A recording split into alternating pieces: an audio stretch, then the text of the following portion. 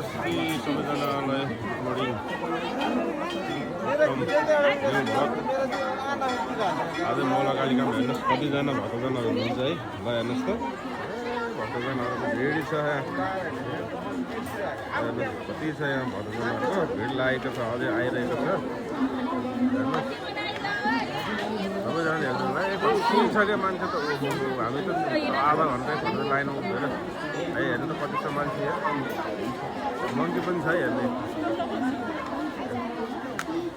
ल हेर्नुहोस् त आनन्द बसिरहेको छ यहाँ चाहिँ। हेर्नुहोस् मान्छेहरू भिड छ होइन।